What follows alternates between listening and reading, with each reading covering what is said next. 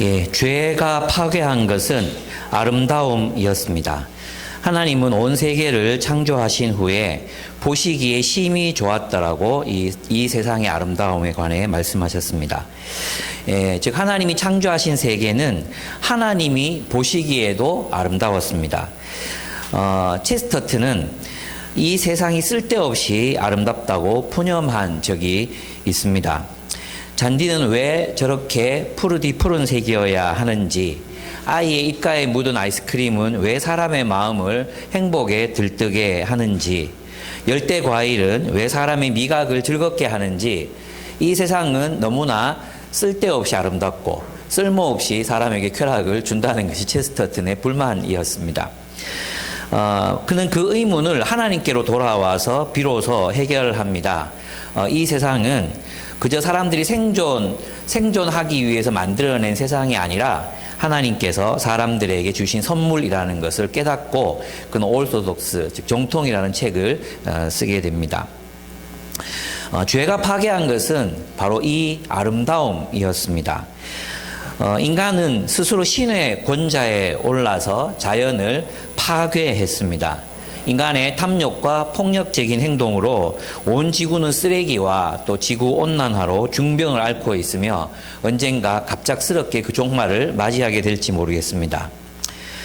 사람들의 아름다웠던 그 관계는 하나님을 버리고 자아를 중심에 둔 채 이기심에 빠졌습니다. 그리고 그들에 의해 그 아름다웠던 관계는 깨어지고 말았습니다. 이는 내 뼈 중에 뼈요 살 중에 살이라는 고백은 철천지 원수가 되고 사람들 사이에는 높은 벽이 세워졌습니다. 우리의 관계를 지배하던 아름다운 단어들이 있었습니다. 그것은 사랑, 배려, 겸손, 공감, 섬김, 우정, 의리 같은 것들입니다. 그러나 이 단어들은 파괴되어 이제는 지배, 억압, 오해, 판단, 정죄, 이용, 사기, 악독, 배신, 독선과 같은 말들이 우리의 관계를 지배하는 말이 되고 말았습니다. 하나님의 지혜와 사랑 안에서 충만했던 자아는 교만과 열등감 사이를 오가고 어리석음과 무지 그리고 편협함과 독선이라는 쓰레기로 가득 차게 되었습니다. 죄는 우리가 살아가는 우주를 파괴했을 뿐만 아니라 우리의 관계를 파괴하고 우리의 자아를 파괴했습니다. 하나님이 창조하신 아름다운 이 세계는 파괴되고 말았습니다. 하나님의 아름다우심이 파괴된 것입니다. 하지만 이 세상을 사람들이 하나님을 떠나 탐욕과 폭력으로 파괴해버리고 말았지만 여전히 오래전 파괴되었지만 여전히 아름다운 흔적을 가진 고택처럼 눈부시게 아름답습니다. 에메랄드빛 바다는 여전히 아름답고 이번에 우리 사역자들과 함께 순천만을 갔었거든요. 근데 우리 그쪽은 잘 안 가보니까 아마 그쪽 사람들도 대구를 보면 그렇겠죠. 순천만을 갔습니다. 순천에 뭐가 있지? 순천에 뭐가 있을까? 가보셨습니까? 아무런 생각 없이 이제 좋다고 해서 경은자매가 추천하고 경희자매도 몇 번씩 가봤다고 해서 이제 가게 됐습니다.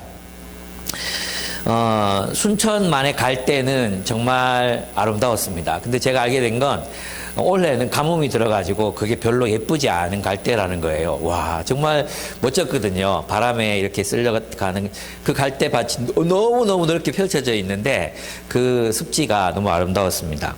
인성간사가 이제 입구에서 그 산에 올라가는데 20분밖에 안 걸린다고 구라를 쳐가지고 그건 확실한 구라였는데 산 밑에서 올라가는 20분이더라고요. 산까지 가는 시간이 또 한참 걸려. 그래서 아침에 오전에는 국가정원 거기 한 바퀴 돌고 가가지고 다리가 너무 아픈 거예요.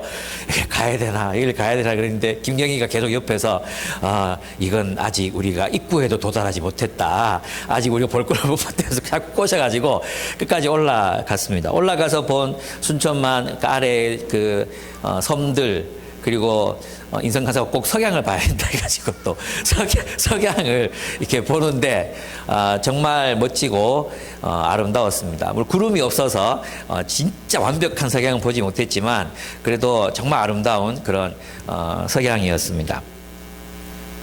그렇습니다. 순천에 갈 때와 또 석양은 눈물 날 것처럼 눈이 부셨습니다. 순천은 정원으로 유명하다고 하더라고요. 그래서 이 집들도 각각의 정원들을 이제 갖고 있는데 정말 아름다웠어요. 저희 우연히 들렸던 로뎀이라는 커피숍은 그 로뎀이라는 커피숍이 정원에 둘러싸여 있는데 맨드라미, 커다란 맨드라미들 그리고 형형색색 이 다양한 어떤 색깔들의 수국들이 이렇게 피어 있었는데 정말 예쁘고 아름다웠습니다. 그렇습니다. 여전히 우리 아이들은 사랑스럽고 또 우리 아내는 비록 반쯤 식어버리기는 했지만 여전히 사랑과 정의의 마음이 살아 있습니다. 우리 속에는 노래가 있고 또 모든 죽어가는 것들을 슬퍼할 줄 아는 아름다움이 우리 안에는 남아 있습니다. 루이 암스트롱은 What a Wonderful World 하면서 이제 이 아름다움이 남아있는 세계를 노래했습니다. 비록 죄로 말미암아 파괴된 세계지만 이 세계가 이토록 아름답다면 하나님께서 원래 창조하신 세계는 얼마나 더 아름다웠겠습니까? 또 주님께서 창조하고 계시는 새로운 세계, 언젠가 나타날 우리들의 유혹, 그 하나님의 나라, 그 완성된 세계는 또 얼마나 벅차게 눈이 시리도록 눈이 부시도록 또 감동의 눈물이 흐를 만큼 얼마나 축복된 아름다운 세계이겠습니까? 그렇습니다. 주님이 오신 이유는 바로 그 아름다움, 보시기에 참 좋았다라는 그 아름다움을 회복하시기 위해서 오신 것입니다. 그래서 주님께서 오늘 이 사건을 통해서 나사로를 살리시잖아요. 그 나사로를 살리시는 것은 나한테 이런 능력이 있어 이걸 보여주기 위하신 것이 아니라고 했죠. 주님께서는 나사로를 살림으로 하나님께서 온 세상을 어떻게 회복하시고 새롭게 창조하실지를 보여주시고 싶었습니다. 나사로를 살리는 그 행위를 통해서 하나님이 어떤 분이신가, 하나님이 얼마나 선하시고 인간의 아름다움을 복구하시기 위해서 인간이 누려야 할 행복과 인간이 누려야 할 진정한 번영이 무엇인지를 그렇게 알려주시고 또 그것을 주시기 위해서 이 세상을 창조하셨다는 것을 사람들이 알기를 원하셨기 때문에 나사로를 살리고 계십니다. 그렇습니다. 주님은 이 아름다움을 회복하시기 위해서 오셨습니다. 나사로의 부활은 하나님이 이 아름다움을 회복하고 계시며 또 완성하실 것이라는 바로 기쁜 소식이라고 할 수 있습니다. 그렇습니다. 예수께서는 이제 나사로를 살리기 위해서 베다니에 도착하십니다. 나사로는 죽은 지 나흘이나 지났습니다. 나흘이나 지났어요. 왜 나흘이라는 숫자를 요한복음에서 강조할까요? 이 당시에 벤시락의 문서라든지 이런 문서들을 보면 그런 얘기가 있대요. 유대인들은 사람의 영혼이 이제 죽으면 빠져나왔다가 3일 동안 이렇게 돌아다니다가 다시 원래 나왔던 그 몸으로 돌아가고 싶어 한대요. 근데 나흘째 이렇게 돌아가 보면 얼굴이 막 썩어져 가고 있잖아요. 그래서 포기하고 이제 떠난다. 이런 얘기들이 있었대요. 그래서 이제 나흘이라는 숫자는 확실히 이제 소생 불가능한 시체가 됐다. 죽었다. 이것을 설명하기 위해서 나흘이라는 숫자를 사용하고 있습니다. 나사로는 죽었습니다. 많은 유대 사람들이 마르다와 여기 본문에 보면 많은 유대 사람들이 마르다와 마리아를 위로하러 왔다고 이렇게 적고 있잖아요.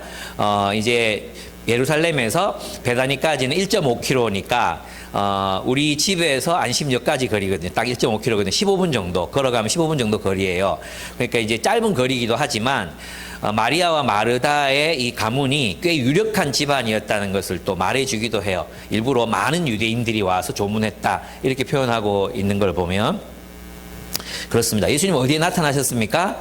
예수님은 슬픔과 눈물 그리고 절망이 있는 베다니에 도착하셨습니다. 예수님이 오셨으니 이제 무엇인가 어떤 일이 일어날 것입니다. 예수님이 오시면 무슨 일이 일어납니다. 예수님이 오시는 그곳에서는 병든 자가 낫고 줄인 자가 배부름을 얻으며 어둠에 갇힌 자가 빛을 보고 어리석은 사람들의 어리석음이 깨어집니다. 절망은 희망이 되고 슬픔은 기쁨으로 변하고 어리석음은 지혜로 밝게 빛나게 됩니다. 예수님이 오시는 곳에, 예수님이 도착하시는 곳에는 항상 이런 일들이 일어났습니다. 사람들의 위선이 깨어지고 사람들의 악이 빛 앞에서 드러나고 그리고 놀라운 기적들이 그분 앞에서 발생했습니다. 이 예수가 우리를 찾아오셨습니다. 이 예수께서 우리를 찾아오셨습니다. 베다니를 찾으신 것처럼 우리를 찾아오셨습니다. 우리의 삶에도 무슨 일이 일어날 것입니다. 그 일은 슬픔이 기쁨으로 변하는 일이고, 허무하고 공허했던 우리들의 삶이 기쁨으로 충만하게 채워지는 것이고, 어리석고 편협했던 우리가 주님의 빛된 지혜로 가득 차게 되는 그런 놀라운 일들이 우리에게 일어납니다. 한마디로 말하면 우리의 아름다움이 회복되는 일들이 이제 일어날 것입니다. 누가 있으면요? 예수께서 있으시면. 돈 있으면 성형도 하고 돈 있으면 젊어지고 돈 있으면 맛있는 거 먹고 행복하고 이럴 거라고 생각하지만, 성경은 전혀 다르게 말합니다. 성경은 예수께서 오시면, 예수가 우리와 함께 계시면 이런 일들이 일어난다고 말씀하십니다. 예수님이 오시면 무엇이 회복된다고요? 아름다움이 회복되는 일들이 일어난다는 것입니다. 그래서 여러분, 믿음으로 그리스도를 여러분의 마음에, 여러분의 삶 가운데 모시고 사십시오. 그럴 때 여러분의 자아가 회복되고, 여러분의 깨어진 관계들이 회복되고, 우리들의 공동체가 회복되고, 우리의 삶을 통해 이 세상의 아름다움이 회복되는 놀라운 일들이 일어난다고 주님이 말씀하십니다. 나는 아름다움을 회복시키는 사람이야. 나는 아름다움을 회복시키는 존재야. 너희 안에 있는 궁극적인 아름다움을 회복시키려고 내가 왔어. 너희 인간관계, 그 관계 속에 있는 그 아름다움, 사랑과 배려와 공감과 그 아름다움을 회복시키기 위해서 내가 너희 가운데 왔어. 너희 어리석음을 깨고 빛을 비추기 위해서 내가 왔다고 주님이 말씀하십니다. 이 주님을 붙드십시오. 세상에 다른 어떤 것도 예수께서 주시겠다고 약속하시는 것을 우리에게 결코 그것을 줄 수 없습니다. 믿으십니까? 예, 예수님은 여러분 안에 있는 아름다움을 회복하기를 원하십니다. 예수님은 여러분의 관계 속에 아름다운 꽃들이 피어나기를 원하십니다. 예수님, 우리의 공동체가 아름다운 공동체가 되기를 원하십니다. 그리고 우리가 함께 이 세상을 아름답게 복원시키는 일에 참여하기를 주님이 원하신다는 것입니다. 예수님이 오셨습니다. 사람들의 반응을 보십시오. 환영해야 되잖아요. 이제 주님이 무슨 일을 하실 것이다. 기대감에 충만해 있어야 되는데, 예수님이 오셨음에도 불구하고 그들의 정서와 분위기는 절망감으로 이제 가득 차 있는 것을 볼 수 있습니다. 마르다가 이렇게 원망합니다. 21절과 22절을 보시면, 주님이 여기 계셨더라면 내 오라버니가 죽지 아니하였을 것입니다. 그러나 이제라도 나는 주님께서 하나님께 구하시는 것은 무엇이나 하나님께서 이루어 주실 줄을 압니다. 앞에 있는 말은 정말로 마르다가 믿었던 내용인 것 같아요. 무슨 내용입니까? 주님이 여기 계셨으면, 살아 있었으면 죽지 않았을 것이다. 여기까지 예수님 능력 인정. 근데 뒤에도 고백은 하지만 뒷부분에 가보면 지금 살 거다 이렇게 얘기하니까, 마지막 날 부활 때 살 거라고 저는 믿습니다 이렇게 얘기하잖아요. 그런 걸로 봤을 때 참 마르다의 믿음도 우리랑 비슷해요. 우리도 예수님에 대한 믿음을 고백하죠. 근데 이것을 우리 이제 명호 형제가 기도했던 것처럼 믿지는 않아요. 고백은 하지만 믿지는 않는 거죠. 주님이 우리의 삶에 충만함을 가지고 오신다는 걸 믿어요. 말하지만 신뢰하지는 않는다는 것입니다. 정말로 주님께서 주시고자 하시는 이 아름다움 회복, 이것을 우리가 정말로 주님이 주실 수 있을까? 예수께서 정말 내 공허한 삶을 충만하게 채워주실 수 있을까? 예수님께서 정말로 나의 인생을 돈 없이도 행복하게 만들어줄 수 있을까? 예수님께서 우리의 절망적인 이 관계를 회복하실 수 있을까? 예수님께서 내 무너진 자아를 일으킬 수 있을까? 그럼 정말로 그렇게 믿으십니까? 사람들이 그렇게 믿으면서도 이것을 정말로 믿지 않는 그런 마르다와 같은 신앙을 가지고 있을 경우가 많습니다. 아멘한 자는에게 복이 있을지어다. 주님이 그녀에게 대답하시는, 네 오라버니가 다시 살아날 것이다. 마르다는 오늘 나사로가 살아날 것이라는 말씀이라고 감히 상상을 하지 못합니다. 마지막 날 부활할 때 그가 다시 살아나는 것은 내가 압니다.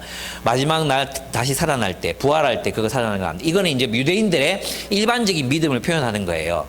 그러니까 이 당시는 이제 사두개인들을 제외한 나머지 유대인들은 부활을 믿었거든요. 그래서 내가 당신을 메시아로 믿기 때문에 이런 말도 포함되어 있지만, 일반적으로 마지막 날 부활할 거다, 이미 죽었다, 이제 소망은 없다, 이런 표현이라고 좀 볼 수 있습니다. 주님이 대답하십니다. 이 본문이 조금 어려워요. 나는 너무나도 유명한 본문이죠. 나는 부활이요 생명이니 나를 믿는 사람은 죽어도 살고 살아서 나를 믿는 사람은 영원히 죽지 아니할 것이다. 내가 이것을 믿느냐 이렇게 말씀하셨어요. 그러면 이제 이 한 단락씩 한번 해석을 해보면 나는 부활이요 생명이니 나를 믿는 사람은 죽어도 살고 여기까지 이해되죠?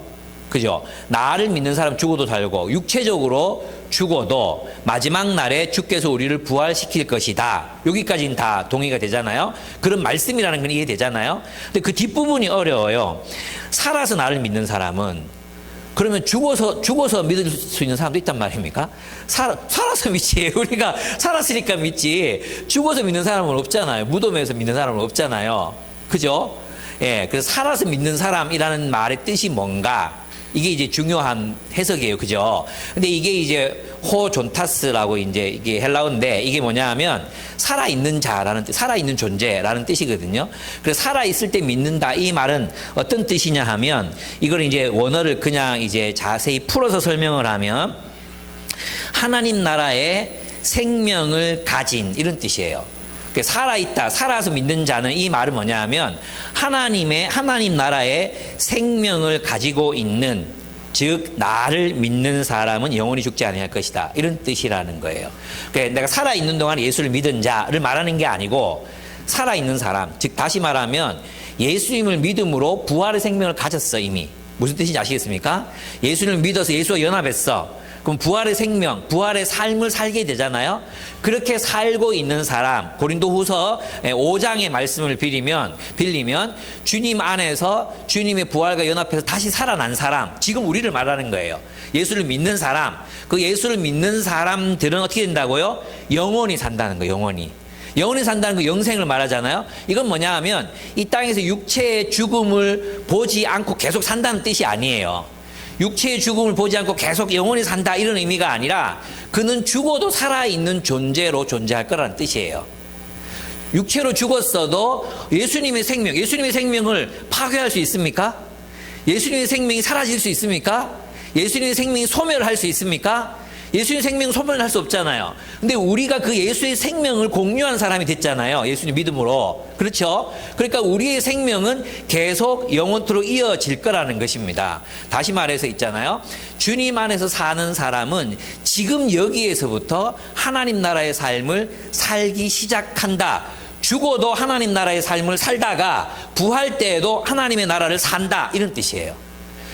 죽어서는 하나님과 함께 하나님 나라의 삶을 살고 있겠죠. 그 존재의 양태가 어떨지는 몰라요. 예. 그건 이제 우리가 살아있을 것이라는 걸 어떻게 알 수 있느냐 하면 예수님께서 변화산에서 누구를 만났습니까? 예, 제자들, 베드로, 안드레, 야고보, 요한, 이렇게 3명이 올라가가지고 만나잖아요. 예, 그 3명을 만납니다. 모세, 아브라함, 엘리야를 만나죠. 그들이 예수님과 대화하는 모습을 베드로가 목격하죠. 그 3인이 목격하잖아요. 그들은 살아있었습니까? 죽었습니까? 죽었죠. 예. 죽었는데 살아있었습니까? 죽었습니까? 살아있잖아요. 그죠? 그래서 예수님 관점에서는 육체적으로 살아있느냐 죽었느냐 그렇게 중요한 게 아닌 거예요. 뭐냐 하면 예수 안에서 예수의 생명을 공유하고 예수의 진리의 말씀을 따라 사는 사람들은 살아있는 사람이에요. 그러나 살아있어도 예수의 생명에서 떠나서 하나님의 생명으로부터 떠나서 하나님께 반역하고 하나님 말씀을 따라 살지 않는 사람은 죽은 사람이라는 거예요. 그런 사람은 지금 죽어 있는 사람은 예수를 만나지 않으면, 예수를 믿지 않으면 계속 죽어 있는 삶을 살 거예요. 이게 지옥이거든요. 그러나 예수를 지금 만나서 지금 예수의 생명으로 살아가고 있는 사람은 지금부터 영원토록 살게 될 것이다. 이런 의미입니다. 이해가 되십니까? 그래서 여기서는 영원히 육체적인 죽음을 보지 않고, 이거 이제 주로 주장하는 데가 이제 신천지잖아요. 신천지. 그 이만희 씨가, 이제 자기를 믿으면 이제 영원히 죽지 않고 산다고 그랬어요. 그죠? 근데 여러분 다 보셨지만, 얼마 안 남았다. 곧 죽을 거다. 우리 알 수 있어요. 그죠? 예. 그리고 그 모습으로 영원히 살고 싶진 않아요. 예. 그렇게 살고 싶습니까? 진짜. 그런 것입니다. 그래서 여기서는 이제 주님, 우리가 살아있다는 말에 이 영생한다, 살아있다는 이 말이 가지는 것이 그냥 먹고 뭐 기동하고 살고 이런 의미가 아니라 주님 안에서의 주님의 말씀을 따라 진리를 따라 살아가는 그 참된 인생, 그 참된 생명력이 있는 인생, 그런 인생을 말한다고 할 수 있습니다. 그래서 믿음으로 예수와 하나가 된 사람은 육체적인 죽음을 경험할지라도 예수 안에서 부활할 것이고, 또 지금 여기에서부터 예수의 생명 안에서 육체적인 삶, 혹은 육체적인 죽음과 상관없이 영원히 주님께서 말씀하신 그 영원한 삶, 생명의 삶, 뭐 사랑의 삶, 그런 삶을 살아갈 것이라는 그런 의미입니다. 예수님을 믿음으로 예수와 하나가 된 사람들은 지금 여기에서부터 육체적인 죽음 이후에도 또 다시 부활해서도 영원한 생명을 누리는 사람들이 된다는 것입니다. 왜냐하면 예수의 생명은 우리가 예수의 생명에 연합되어 있기 때문입니다. 그 예수의 생명은 파괴할 수도 소멸되지도 않는 생명, 그 생명이 우리가 연합되어 있습니다. 마지막 날에 주님께서 우리를 무덤에서 유보가 나오너라 외치실 때 우리는 그 무덤을 열고, 저는 뭐 그 무덤에서 꼭 나와야 된다고 생각하진 않지만 우리의 존재는 다시 새 존재를 입음으로 부활하게 될 것입니다. 마리아는 그래서 예수님 안에서 죽은 자들, 예수님 안에서 죽은 자들은 주님께서 새롭게 창조하시는 아름다운 세계, 새 하늘과 새 땅의 세계 안에서 부활할 것입니다. 그리고 그 아름다운 세계의 일부가 될 것입니다. 그래서 여러분, 죽음을 두려워하지 마십시오.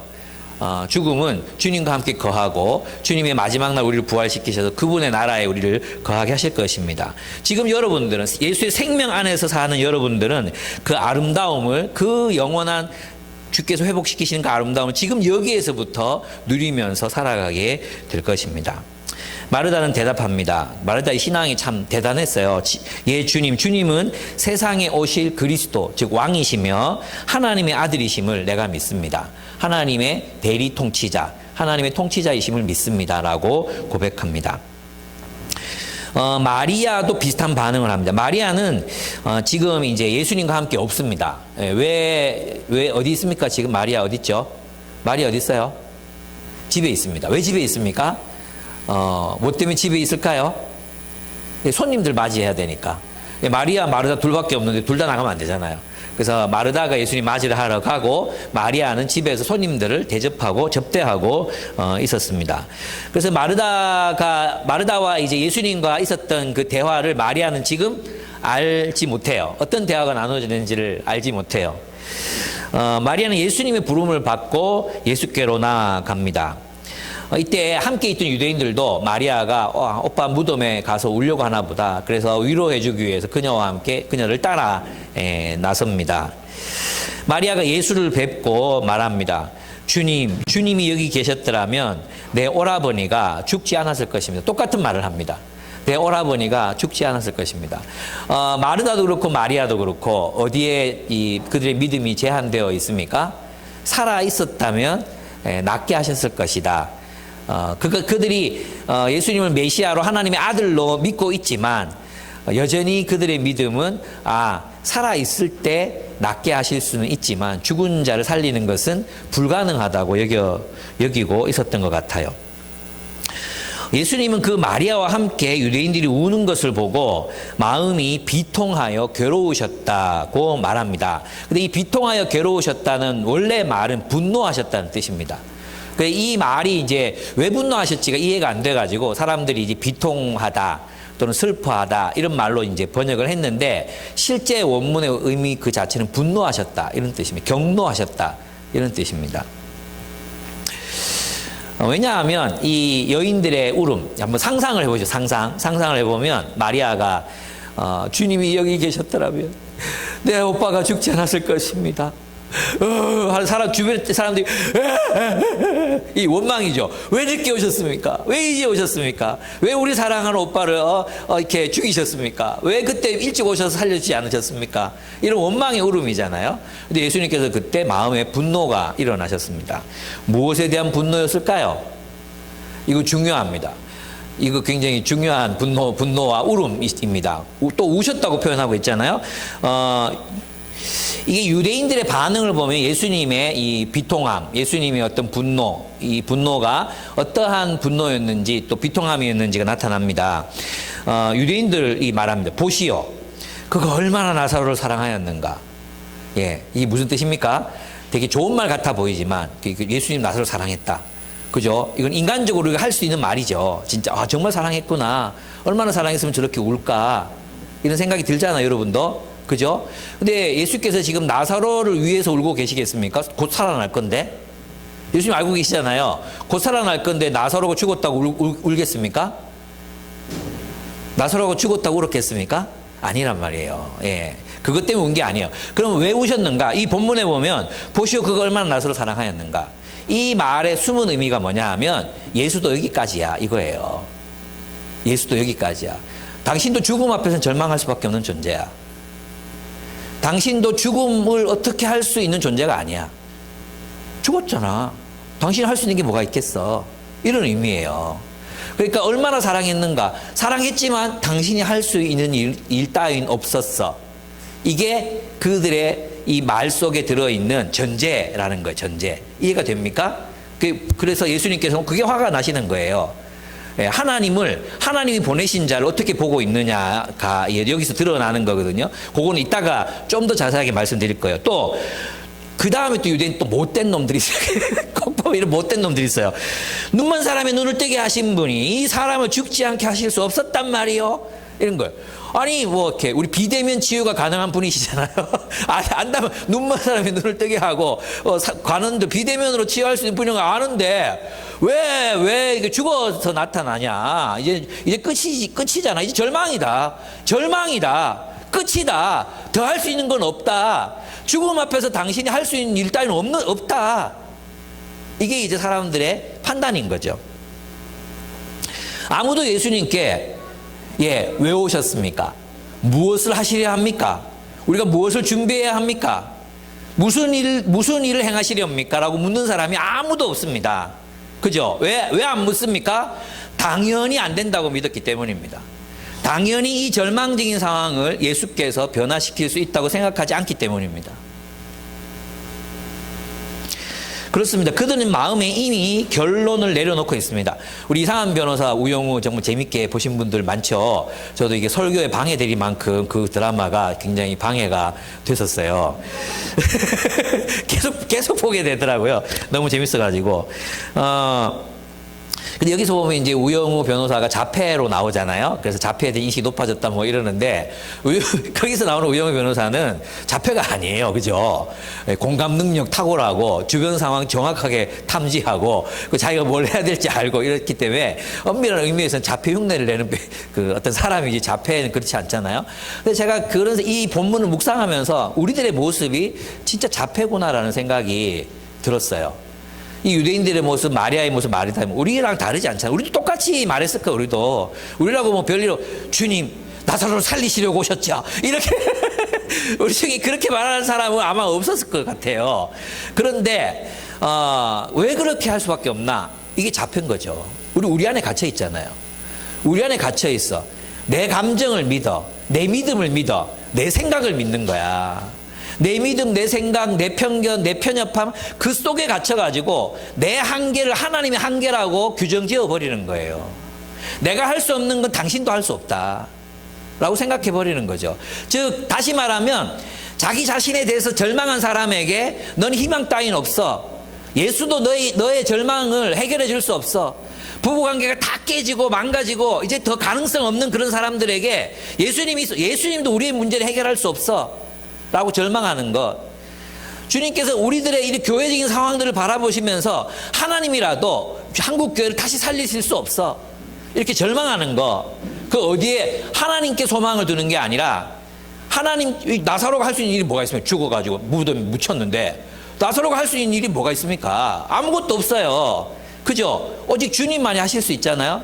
그것을 우리는 마치 우리가 주님을 한계 짓고 주님을 여기까지밖에 당신이 할 수 있는 일 여기까지예요 라고 한계 짓는 우리 얼마나 우리 자신 안에 갇혀 있는가. 이게 있잖아요. 예수님은 화가 나는 거예요. 예. 왜, 무엇 때문이냐면, 그렇습니다. 예수께서 이렇게 우시고 비통해하시고 분노하신 이유, 이것은 바로 사람들의 불신앙 때문이었습니다. 불신앙. 이 불신앙이라는 거 있잖아요. 내가 이따위 죽은 놈 하나 못 살리는 하나님으로 보이나? 나 한번 살려줄까? 이런 게 아니에요, 여러분. 이런 어떤 능력 과시, 이게 아니에요. 여기서 말하는 예수님이 오셨다는 이 불신앙, 제가 생각하는 이 불신앙은 어떤 거냐 하면 이런 거예요. 왜 사람들이 하나님을 떠납니까? 태초에. 왜 아담과 하와가 하나님을 떠납니까? 하나님의 선하심. 하나님이 인간에게 인간을 최고로 행복하게 해 줄 수 있는 존재. 충만함을 선사하실 수 있는 존재. 그들 아름답게 지으셨다는 그런 존재라는 것을 믿지 않았어요. 네가 이걸 먹으면 하나님같이 될 걸 하나님이 아셨다. 먹어라. 네가 하나님이 될 수 있다.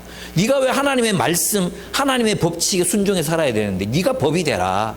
네가 신이 되라. 네가 권자에 올라라. 네 마음대로 살아라. 더 나은 길이 있다. 하나님은 너를 속이고 있어.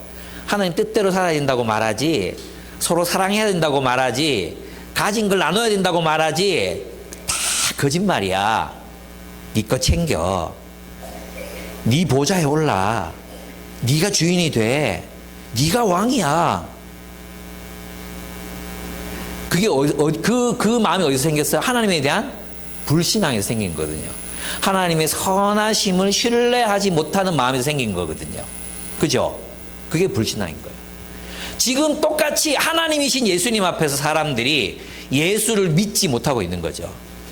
예수를 믿지 못해요. 예수를 신뢰하지 못해요. 하나님이 어떤 분이신지를 그들이 알지 못해요. 정말로 예수께서 하나님이 보내신 분이시라면 이 절망의 상황에서 무슨 하실 일이 있을 것이라고 정말 바라보고 소망하고 기대하는 마음이 있어야 되는데 그들은 이미 지레짐작하고 절망하고 있다는 것입니다.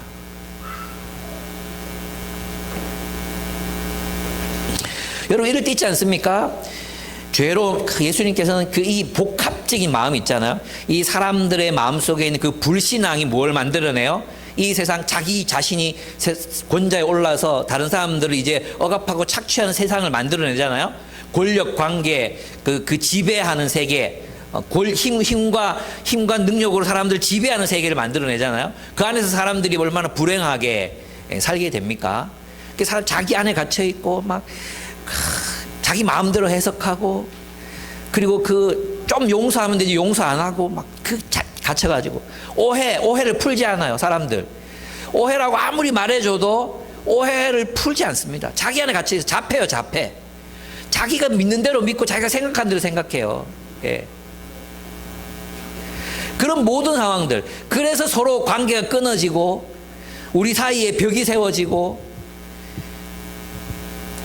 자아는 어리석은 가운데 갇히고 편협함의 감옥에 빠져들어가고 거기서 헤어나오지 못하고 이런 모든 상황들이 예수님께는 그래서 사람들이 억압당하고 착취당하고 인간의 이기심과 자기중심성 이것이 만들어내는 그 모든 참 그 고통스러운 그런 상황이 예수님께 막 한꺼번에 확 다가오는 거예요. 여러분 이런 상황 경험해 본 적 없습니까? 이 사람하고 이 사람이 막 싸우고 있어. 다투고 있어. 안 풀어. 진짜 아무것도 아닌데 안 푸는 거예요. 그런 걸 보면 이 사람도 이해되고 이 사람도 이해되는데 막 가슴은 답답하고 화나고 울고 싶고 막 그럴 때 없습니까? 사람들의 어리석음이 만들어내는 풍경들, 사람들의 그 어리석음이 만들어내는 그 풍경들이 막 눈물 나게 하는 적 없습니까? 이거 왜 꼭 이렇게 해야 되지? 왜 이렇게 사람들이 힘들게 살지? 왜 저렇게 서로 못 잡아먹어서 안 달릴까? 거기서 멀리서 볼 거 없어요. TV만 틀면 나와요. TV만 틀면 거짓, 협작, 폭력, 야바위, 우상숭배 뭐 모든 게 그냥 TV만 틀면 나와요. 뭐 지겨워요. 식당 가서 TV만 틀면 눈물 나지 않습니까? 우리가 이런 세상에서 사는구나. 예수님이 우셨습니다. 그런 인간의 실존적인 상황, 하나님을 신뢰하지 않음으로 죄에 사로잡혀 있는, 그 죄에 사로잡혀서 죽음에 걸려 있는, 죽음이라는 질병에 걸려 있는 이 인간들의 모습. 뭐 나사로가 무덤에 들어가 있습니까? 살았지만 산 것 같지 않은 삶을 살아가는, 죽은 삶을 살아가는 사람들의 그 삶, 하나님을 불신함으로, 하나님을 믿지 않음으로 생겨난 모든 어리석음, 이 유대인들이 보여주는 편견, 편협함, 판단, 정죄, 이런 것들이 예수님의 마음을 답답하게 만드신 것입니다. 내가 예수님이라면 저는 그랬을 것 같거든요. 이런 인간들은 구원할 필요가 없습니다. 저끼리 잘 먹고 잘 살다 뒤지라 하십시오 하고 올라갔을 것 같거든요. 빠이빠이. 아이고 시원하다. 아이고 시원하다. 내가 이런 인간들을 위해서 십자가를 진짜 내가 미친 짓 할 뻔했다. 내가 이렇게 이기적인 놈들을 위해서 십자가를 지고 죽을 뻔했구나. 내가 정말 미친 짓 할 뻔했다. 올라가지 않겠습니까?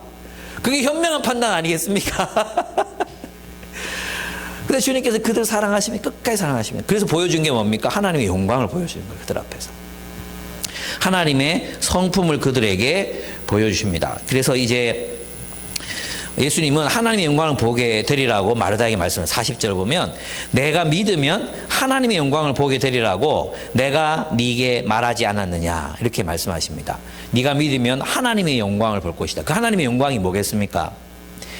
그 하나님의 영광, 그것은 뭐냐 하면 하나님이 얼마나 선하신 분이신지가 나사로를 살리는 그 일에서 나타나는 것입니다. 인간이 죽음에 걸려 있는, 죄의 결과로 죽음에 빠져 있는, 죽을 수밖에, 아니 죽어 있는 그 사람들을 살리기 위해서 하나님은 그들을 살리는 분이라는 거예요. 그들을 살릴 수 있는 전능한 능력을 가지신 분이라는 거예요. 다시 말하면 인간의 아름다움을 회복시켜 줄 수 있는 유일한 존재가 하나님이라는 거예요. 하나님이 선하다. 지금 죽은 나사로를 살리시면서 보여주시고자 하는 그 영광이 뭐 빛이라고 했죠. 빛, 성품, 아름다움, 하나님의 아름다움. 그 하나님의 아름다움이 무엇으로 드러나느냐? 하나님은 죽음에 빠진 인간을, 죽어있는 인간을 참으로 사랑하시고 그들의 죽음의 문제를 해결하기를 원하시는 분이시고, 그들의 아름다움을 돌려주기를 원하시는 분이시고, 그들이 행복하기를 원하시는 분이시고, 그들이 죽음이 아니라 풍성한 삶을, 생명이 가득한 삶을 살아가기를 원하시는 분이라는 사실을 보여주고 싶은 거예요. 그 보여주는 행동, 그게 뭐예요? 영광. 나사로를 살리신 그 행위를 통해 나타난 하나님의 영광, 그 영광 속에 그 하나님의 영광이 하나님의 그 아름다우심이 드러나는 것입니다. 그래서 죽은 자가 살아나는 걸 보고 사람도 하나님의 영광을 바라봅니다. 와, 하나님은 인간이 죽음에 빠진 채로 살기를 원하지 않으시는구나. 하나님은 사람의 영광을 돌려주기를 원하시는 분이시다. 하나님은 사람들을 아름답게 만들어 가기를 원하시는구나. 하나님이 정말 우리를 사랑하시는구나. 우리를 사랑하셔서 진짜 하나님은 우리에게 생명을 주기를 원하시는 분이시구나. 하나님의 말씀, 하나님의 계획, 주님의 뜻 가운데 참으로 우리 인생의 올바른 길, 참된 길만이 아니라 우리를 번영으로 이끄는 길이, 우리를 풍요하게 만드는 그 길이 예수 안에 있구나. 주님 안에 있구나. 하나님 선하시다. 하나님 전능하시다. 하나님 선하십니다. 그래서 시편의 기자들이 한결같이 말하는 게 뭐예요? 하나님 선하시고 전능하시고 공의로우시고 자비로우시다. 그 하나님의 모든 성품이 나사로를 살리는 그 일에서 나타난 것입니다.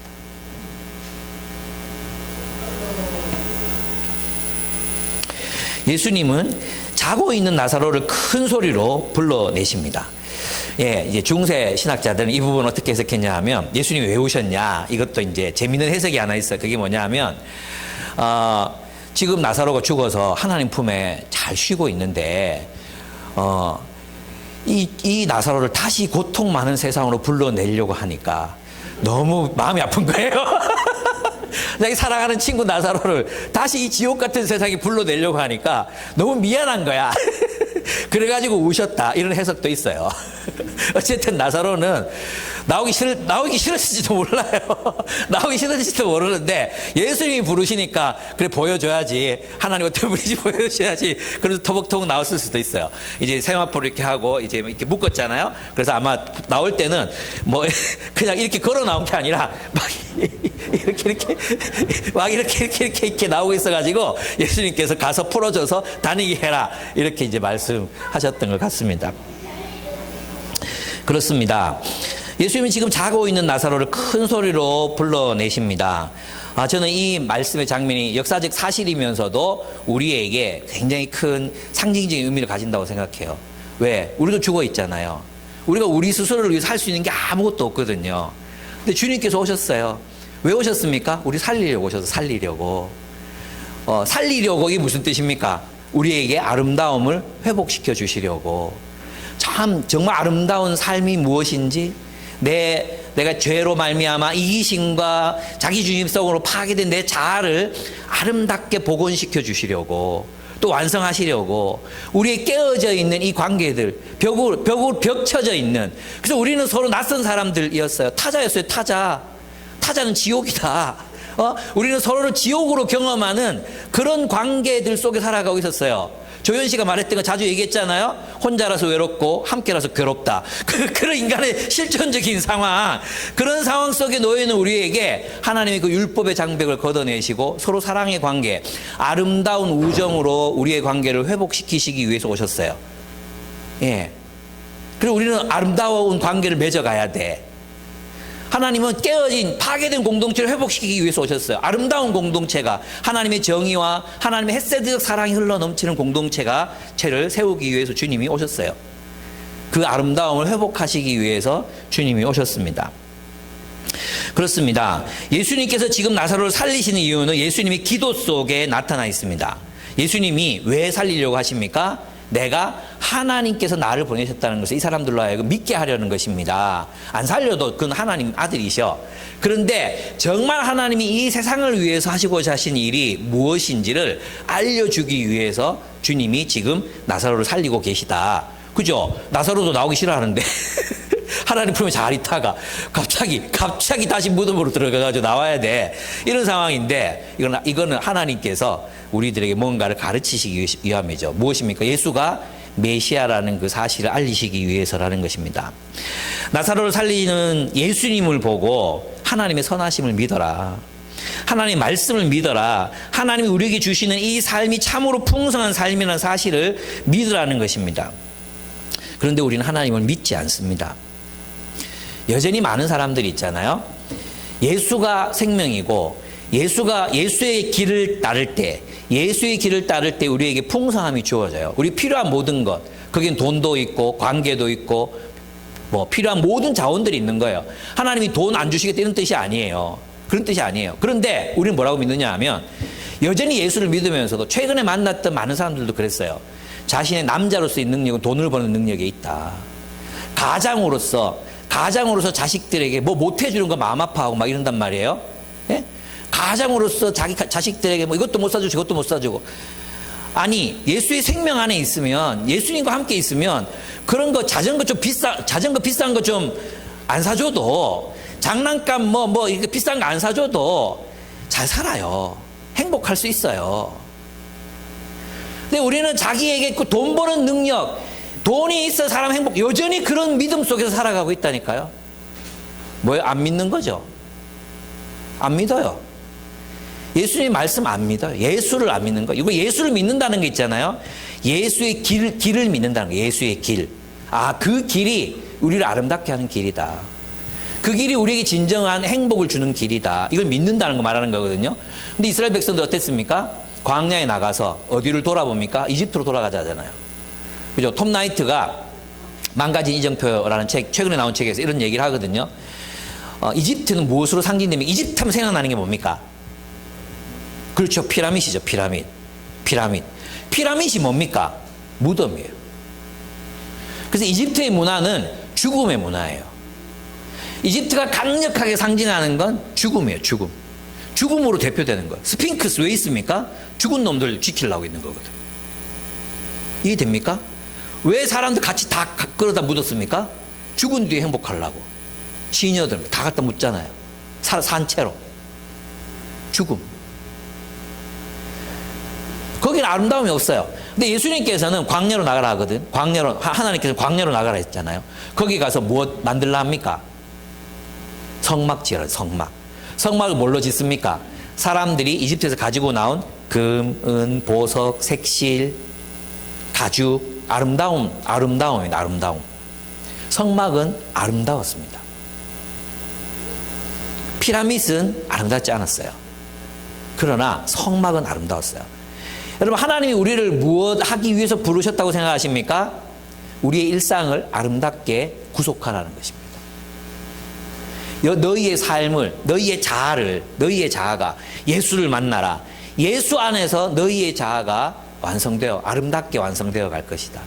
이 세상이 우리들의 자아를 파괴했어.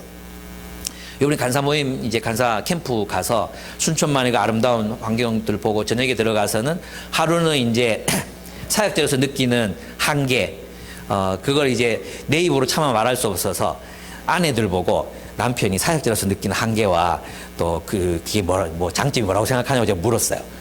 아내들이 정확하게 알고 있더라고요. 예. 그래가지고 얘기했어요. 너무 좋았어요. 그래서 이제 서로 조언도 하고 이렇게 나눔했거든요. 둘째 날은 어린 시절 얘기를 들었어요. 여러분, 저하고 리더를 했던 사람들은 아마 이렇게 수십 번도 더 했을 얘기인데, 희한하게 간사들하고는 한 번도 안 했더라고요, 제가. 이 사람이 어떻게 사는지 몰랐어. 근데 이제 그 얘기를 나누는데, 눈물 나더라고요. 예. 우리 병관 간사님은 안 그렇게 생겼는데 있잖아요. 어릴 때 이제 공부 잘 못한다고 아빠한테 개 패듯이 맞았다. 근데 공부 못하는 수준이 전교 6등 뭐 이렇더라고. 와, 전교 6등에도 개 패듯이 맞았다고? 그때 재수도 같이 맞았다. 이러면서 이제 아버지 무서워한다고. 그러더라고요. 예. 그러니까 어떤 병원 간사의 그 모습이 막 다 이해가 되는 거예요. 다 이해되고. 또 인성 간사가 대학교에서 이제 체대 가가지고 막 하키 스틱으로 막 껴놓고 목욕탕에서 막 두드리고 패고 이렇게 맞았던 거, 그러면서 인생의 의미를 생각하고 뭐 이랬던 모습들, 또 재신 간사 여러분 상상이 안 가겠지만 어릴 때 대구 개구장이었다는 거예요. 지하철 이거 있잖아요. 이렇게 손잡이 그거 타고 막 이렇게 막 다니고 막 원숭이처럼 다니고 막 그랬다는 거예요. 그러면서 이제 어떤 게 느껴졌냐? 사람이 이제 이 세상의 죄, 하나님을 떠난 이 세계가, 하나님을 떠난 가정이, 가부장들이, 혹은 가족이, 세상이 사람들을 얼마나 쪼그라지게 만들고, 사람들을 얼마나 파괴하고, 사람들을 얼마나 죽여놓았는가. 그리고 예수를 만나고 난 뒤에 그리스도께서 우리를 얼마나 우리 주름진 것들을 펼쳐가고 계시는가. 얼마나 멋지게 우리가 변화되어 가고 있는가. 이런 것들이 생각나서 참 마음이 감동이 되었어요. 여러분, 예수께서 나사로를 죽음에서 살리신 것은 우리의 죽은 자, 우리가 세상에서 죽어버린 자, 세상의 가치관들과 세상의 억압과 폭력으로 찌그러진 우리의 자아를 펴서 완성케 하시려는 의도가 있습니다. 여러분, 주님을 신뢰하십니까? 그럼 주님의 말씀을 들어야 돼요. 주님의 말씀에 순종해야 돼요. 근데 우리는 주님의 말씀을 신뢰하지 않아요. 그래서 여전히 남자들이 세상에서 찌그러진 자아 속에서 남자가 능력이 있으려면 복근도 있어야 되고 팔뚝도 좀 강해야 되고 돈도 잘 벌어야 되고 그 능력으로 인정받을 수 있다고 믿는 거죠. 아무리 얘기해도 하나님을 안 믿어. 예수를 안 믿어. 예수 믿읍시다. 예수의 길을 믿고 예수의 말씀을 믿고, 예수께서 정말로 이 사건이 보여주는 게 뭡니까? 예수께서 정말로 우리의 자아를 완성하고 아름답게 회복하실 분이시다. 예수께서 우리의 관계들을, 우리를 참으로 풍성한 삶으로 우리의 관계를 아름답게 회복하시는 분이시다. 예수의 말씀을 따르고 예수의 길을 따르면 우리는 행복하고 아름다운 관계들 속에 살아갈 수 있다. 그 축복을 누릴 수 있다. 우리가 예수를 따르면 주님께서 원하시는 하나님 나라 공동체가 이 세상에 생겨난다. 여러분 믿습니까? 아멘. 여러분, 예수께서 여러분이 찌그러진 자아를 펴서 완전하게 아름답게 완성해 가실 것을 믿으십니까? 아멘. 여러분들에게 무너져 있는 관계들, 아버지와의 관계, 어머니와의 관계, 또 친구들과의 관계, 그 깨어진 관계들을 주께서 아름답게 회복하실 것을 믿으십니까? 아멘. 하나님께서 이 세상에 하나님의 나라의 아름다운 공동체를 하나님의 정의와 공의가 강물같이 흐르는 그런 세상을 주님께서 창조해 가실 것을 믿으십니까? 아멘. 주님은 그 아름다움을 회복하시기 위해서 세상에 오셨습니다. 그래서 우리는 자기 자신을 보면서 절망하면 안 됩니다. 주님은 절망의 자리에 오셔서 절망의 자리. 스스로의 힘으로 아무것도 할 수 없는 나사로에게 다가오셨어요. 나사로를 살리셨어요. 그 주님께서 우리를 살리지 않겠습니까? 우리가 어떤 죄에 빠져 있든지, 어떤 중독에 걸려 있든지, 어떤 열등감에 사로잡혀 있든지, 주님께서 우리가 주님을 의지하고 주님의 길을 따르고 주님의 빛을 쫓을 때 주님께서 우리를 회복하실 것을 여러분 믿으십니까? 아멘. 여러분의 관계, 절망스러운 관계 있죠. 남편과 아내의 관계. 그 절망적인 상황 속에서도 우리가 주님을 의지하고 주님의 지혜를 구하고 주님 도와주십시오. 우리는 끝입니다. 우리가 할 수 있는 거 아무것도 없습니다. 이게 아니라 주님 도와주십시오. 주님은 하실 수 있습니다. 주님 우리를 아름답게 만들어 가실 분이십니다. 주님이 나사로를 통해 보여준 게 그거 아닙니까? 주님의 살아계심을 보여주십시오. 주님을 의지할 때 주님께서 우리의 절망적인 관계들을 회복해 가실 것입니다. 여러분 믿으십니까? 하나님이 그렇게 하실 것입니다. 소망 없는 이 세상, 소망 없이 끝나지 않습니다. 왜? 예수께서 이 세상에 오셨기 때문입니다. 예수와 함께하는 한 이 세상에는 희망이 존재합니다. 그렇습니다. 주께서 나사로를 소생시키심으로 보여주기를 원하신 것은 하나님은 죄가 파괴한 아름다움을 회복시키시려는 선하신 분이라는 것입니다. 하나님은 우리에게 생명과 풍성한 삶과 아름다운 인생을 선사하시는 선하신 분이시라는 것입니다. 그 하나님의 영광이 나사로의 무덤에서 나타났습니다. 하나님은 인간을 죽음으로 몰아넣은 인간의 자기중심성과 이기심 그리고 탐욕과 폭력으로 분노하시고 비통해 하시는 분이시며 그 죽음 앞에서 무력한 존재, 그저 울고 있는 존재가 아니라 죽음의 사망 선고를 내리시고 파괴된 이 세상의 아름다움을 복구하시고 완성하실 선하고 전능하신 하나님이시라는 것을 보여주셨습니다. 그렇습니다. 주님은 나의 아름다움을 회복시키고 완성해 가실 것입니다. 믿으십니까? 아멘. 주님은 우리 안에 빛을 비춰주심으로 우리의 자아를 자기 혐오와 열등감, 어리석음, 편협함, 독선과 무지로부터 우리를 회복시켜 완전하게 아름답게 빚어가실 것입니다. 주님은 우리의 깨어진 우리의 관계를 아름답게 회복하실 것입니다. 규칙과 율법의 벽들은 허물어지고 우리의 눈동자를 덮었던 비늘도 떨어져 나가고 아집에서 벗어나 이제 우리는 서로의 참된 모습으로 서로를 두려움 없이 사랑할 수 있을 것입니다. 여러분 우리는 아직 멀었어요. 우리가 서로를 대할 때 얼마나 깍듯합니까? 장난 쉽게 못 치죠. 예? 여러분 우리 여호수아 산지 여러분 서로 장난치는 관계입니까? 농담할 수 있는 관계입니까? 너무 깍듯하죠? 그죠? 너무 깍듯해. 너무 신사적이야. 그죠? 우리 안 친해. 예. 이건 쌍욕인지 모르겠지만, 자매 느낌 만나, 이년아, 좀 정신 차리고 똑바로 살아. 이렇게 얘기할 수 있는 관계가 되려면 우리 얼마나 더 친해져야 될까요? 예? 우리는 너무 조심스러워. 이 현태 이 새끼야. 아니, 그래, 따로 살면 안 되지. 이런 얘기 할 수 있는 거. 이렇게 욕하면 안 돼. 목사가 평신 너한테 이렇게 욕하면 안 돼. 안 되는 거 알지? 근데 있잖아. 우리들의 관계가 그렇게 자유로워질 수 있으려면 얼마나 더 친밀해져야 될까요? 우리는 아직도 우리 마음속에 벽을 가지고 서로 두려워하고 있어요. 아직도 서로를 두려워하고 있다니까. 이 벽이 깨져야 돼. 하나님 우리의 관계가 아름다워지기를 원하십니다. 아름답다는 게 서로 욕하는 관계가 되라는 뜻이 아니야. 좀 아름다워질 수 없을까, 우리의 관계가? 우리의 관계가 문득 생각나서 전화하는 관계는 될 수 없을까? 밥 해놨으니까 와서 밥 먹으라 할 수 있는 관계는 될 수 없을까?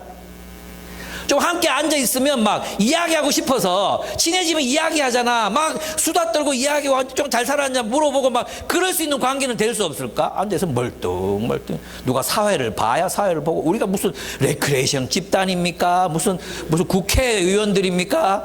예? 주님은 우리의 관계를 정말로 아름답게 빚어가기를 원하십니다. 그리고 그렇게 하실 수 있는 분이십니다. 우리 중심에 예수님을 두고 그렇게 좀 친밀하고 아름답고 성김과 배려가 있는 그런 관계들을 만들어 갔으면 좋겠습니다. 주님은 우리를 통해서 세상의 아름다움을 회복하실 것입니다.